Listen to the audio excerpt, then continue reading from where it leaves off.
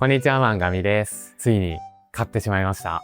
イイダコです。こちらはね、すでに下処理が終わったもので、解凍して塩もみして茹でて、で、今この状態になっております。なぜこちらを購入したかと言いますと、大阪や沖縄にこのイイダコを丸々一杯使ったたこ焼き屋さんがあるんですよ。そのたこ焼きのビジュアルのインパクトがあまりにもすごくて、ぜひね、私も作ってみたいなというところで購入に至りました。というわけで今回はこちらのイイダコを使ってたこ焼きを作っていきたいと思います。もうセッティングとかはもう全部済ませた状態なので、早速ね、作るところから始めていきましょう。イイダコね、6杯用意しておりますので、この6区画で作っていきたいと思います。それ以外のところはね、普通のタコでたこ焼きを作っていこうかな。これだけ大きいタコで作るのはもう全くの初めてなので、うまく作れるかドキドキですね。このね、普通のタコたちをまずは入れていきます。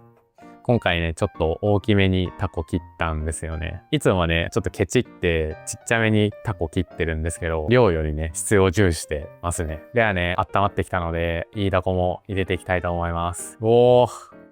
いきます、これ。こっち向きにね、なんか入れて作ってるっぽかったんで、ちょっと真似してみようかな。お店のやつ。ちょっと待って、溢れそう、生地が。大丈夫これ。ギリギリだ。やばい。ギリギリかもしれない。やばいやばい。いいですね。ちょっともうちょっと早く入れてもよかったかな。時を見誤ったかもしれない。ちょっと硬くなっちゃってるか。いや、まあ、こっからです、こっから。すごい見た目のインパクト、もうすでに良しですね。ここからどう進化していくのか。たこ焼き用のタコを準備するときって、細かく切っていくじゃないですか。その時ね、私めっちゃつまみ食いしちゃうんですよね。我慢できなくって。今回もね、5個ぐらいつまみ食いしちゃったんですけど、これあるあるですよね。というわけで、ここから、イイダコのたこ焼きをひっくり返していくんですけど、ちょっとね、配置をミスっちゃったかもしれない。これね、端に行けば行くほど火加減がね、弱くなっちゃうんですよ。なんで、これ今一番端っこなんで、もしかしたら火がね、弱すぎて熱が通ってないかもしれない。お前。だからひっくり返すと、瓦解する可能性がありますね。真ん中の方でやればよかったな、これ。とりあえず一番この真ん中に近い方をひっくり返して行こうかな。前足でうまくできるかな。ちゃんと周りを剥がしてあげて、ここが引っかかるとね、すごいやりづらくなっちゃうんで、いけるか。オッケーオッケーオッケー。オッケーオッケー。来た。できてるかな。できてるでいいのかな。どうなんだろう。なんか傘かぶってるだけで見えるけど。来た来た。いけた。いいんじゃないですか。合ってるのかこれ作り方これ。いいのかな。なんかね、もっと有名店の写真とかだと、イイダコの面積に対して生地がね、もっと大きかったんですよね。このイイダコの大きさが合っていないのか、もしくは、この穴の大きさが合ってない可能性がある。ただね、今もあるもので戦うしかないので、なんとか作っていきましょう。OK、回る。回るので、回るということは、ひっくり返せるということ。来た。行きます。こっちに行こう。もう、こっち行こう。はい。ゴリ押しすぎる。この子、もう、隣に侵食し始めている。はい。ちょっとこれで焼けるのを待ちましょう。はい。というわけで、すべてのたこ焼きを収穫いたしました。はい。こんな感じです。いかがですかね。いや、普通になんかインパクトはめちゃめちゃある気がする。だいぶ見た目すごいですよね。ごめんなさい。苦手な人は苦手だと思うんですけど、私はだいぶ美味しそうに見えております。もしかしたらね、ひっくり返さなくてもよかった説はありますね。もうすでにボイルされているタコではあるので、形を保ったまま盛り付けてもよかったかななんて思いつつ、焼いた分ね、味が香ばしくなっているんじゃないかというところで楽しみですので、こちら早速いただいていきたいと思います。食べ比べのために、まずはね、1個だけ普通のたこ焼きを食べてみようと思います。味はね、わかりやすいように、一旦ソースと鰹節だけにしてみました。こちらが普通のたこ焼きで、この2つがイイダコのたこ焼きです。いただきます。タコをね、大きくしている分、この噛んだ時の旨味だったりとか、あと食感の楽しさが増してますね。めちゃめちゃ美味しいです。じゃあ次、イイダコのたこ焼き行ってみますか。どう食べるのが正解なんですかね。一旦まるっと行ってみようかな。いただきます。めっちゃ熱そう。いける、全然。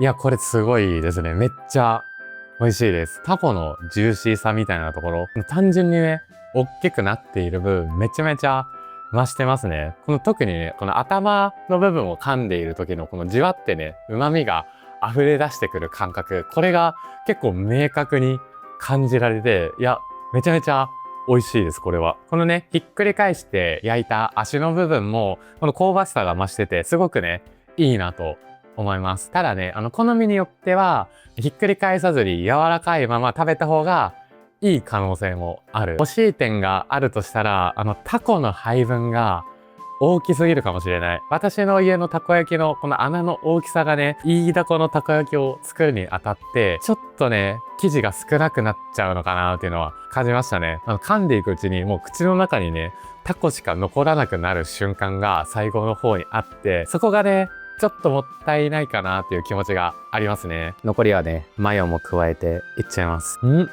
いや、進化しましたね。マヨを加えた瞬間に化けた。たこ焼きとマヨネーズの相性って生地にかかっているのかなって思っていたんですけど、それよりもね、タコの方にかかってましたね。もちろんね、生地とのシナジーも十分にあるんですけど、タコのね、海産物の香りとジューシーさを、このマヨネーズのまろやかさが包み込んでいて、これまでよりも数段階味を受け入れやすくなっている感じがします。あとね、ひっくり返して足を焼いたじゃないですか。それがね、このマヨネーズをかけた瞬間に生きてきている。でマヨネーズをかけて食べるのであれば、ひっくり返して焼いた方が絶対に相性がいいと思いますね。いやー、これは美味しい。ごちそうさまでした。